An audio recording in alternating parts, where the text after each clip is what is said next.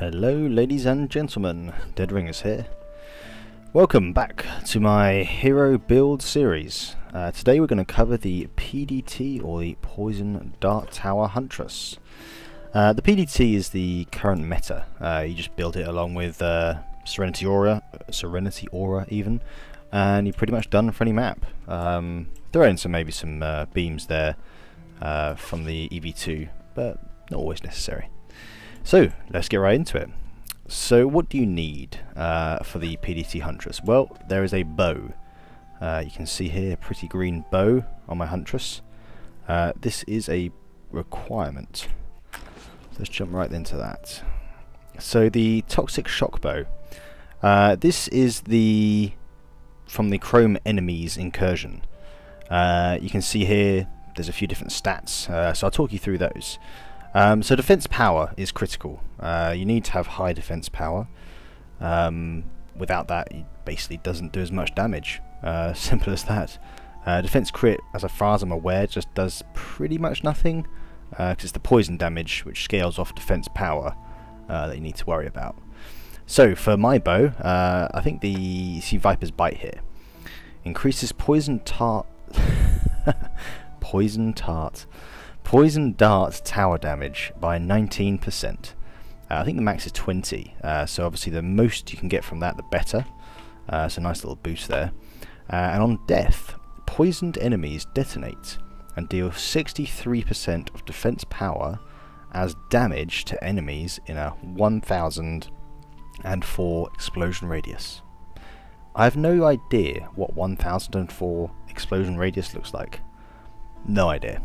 But I think this goes up to 1600, so it's not the best bow in terms of explosion radius, but it seems to do the job more than well enough for me.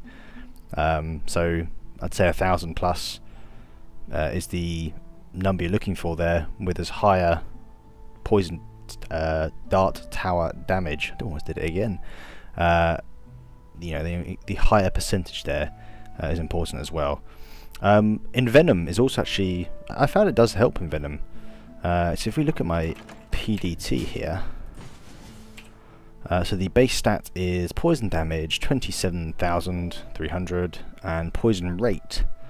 So that's what's often referred to as ticks, how often the poison hits a target. So if we actually point it at a target here, you're going to attack, there we go. So you can see, if we sell that, it still ticks. That's every 0.81 of a second, as far as I'm aware. It goes on for some time actually. So having a higher poison rate is beneficial. So if we remove the bow, let me just hide these things. Let's remove that bow. You see the poison rate now goes down to 1 second. So because of the poison damage going down and the poison rate going down, you're actually losing quite a lot of DPS there. So it's best to have that 7.3k poison damage, and put the poison rate down by what, 20%, and made it 20% faster. That's going to make a big difference.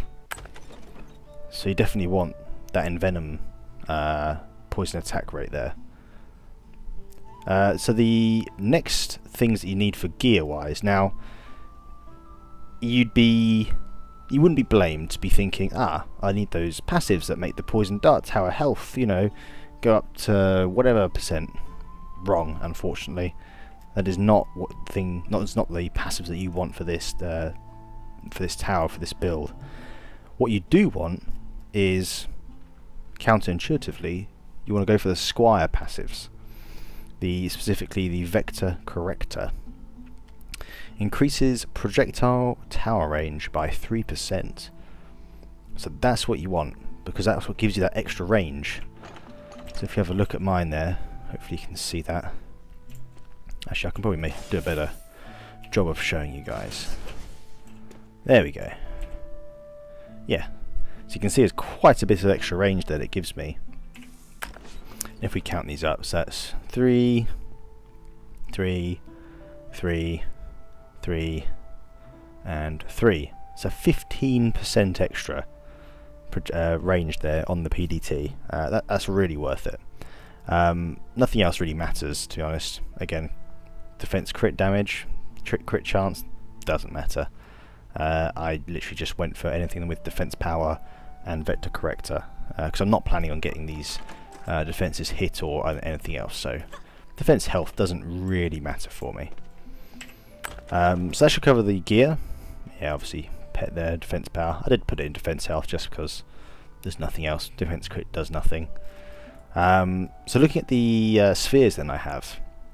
So I wanted to increase the range. I felt that was quite important. And, oh sorry, 1 second. Sorry, I'm back. Yeah, so I did increase the range there by 2%. I think I could also, yeah, I've got some others there I could use. But 2%, I'm not really too bothered. I'd rather just take the slight extra power, to be honest. And then the increases poison dart tower range by 25, another 25%, and then here is the damage. So we're looking mostly at range, a little bit more power. Again, more range here on the medium spheres, and on the large one, I'm looking to get that extra damage there. It's very, very important, that one.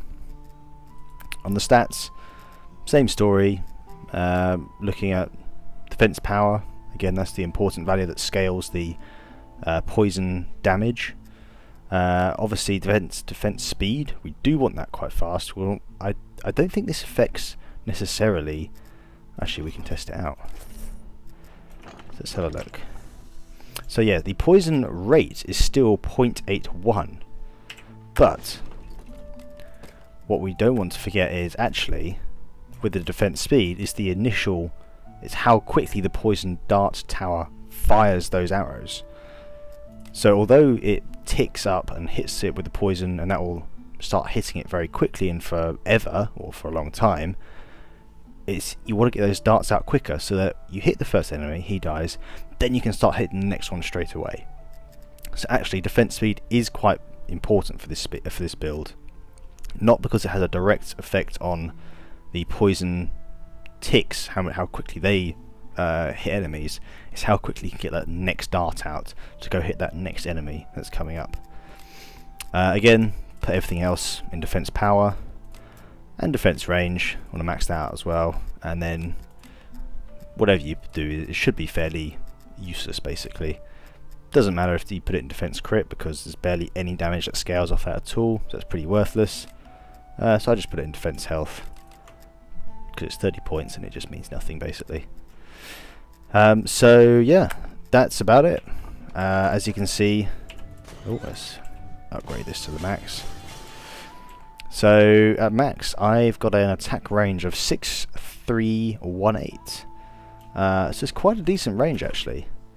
I don't know if you can see that, but it was reaching all the way up to this pumpkin. So in terms of range, if you can get the range for that Squire passives on your PDT Huntress, that will really help in terms of aiming down those lanes, taking out those mobs, and then with the speed bonuses, as I discussed with the Envenom, you can get that faster ticks to hit those, hit these mobs faster.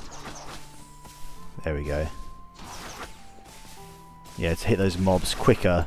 What's that? 83,000 DPS there on a tier 1. That's pretty good. And then obviously with you want the defense speed just to help get those next arrows out to hit the next mob that comes down that lane. So there you have it, the PDT Huntress. Pretty good. I'll be doing a video next on how to do this build. I'll show you. I'll decide which map I want to show you first. But pretty simple. You just want to get that the toxic shock bow from the Chrome Enemies Incursion and the Squire passives on all your equipment, and you'll have a very solid base to go and use your PDT Huntress.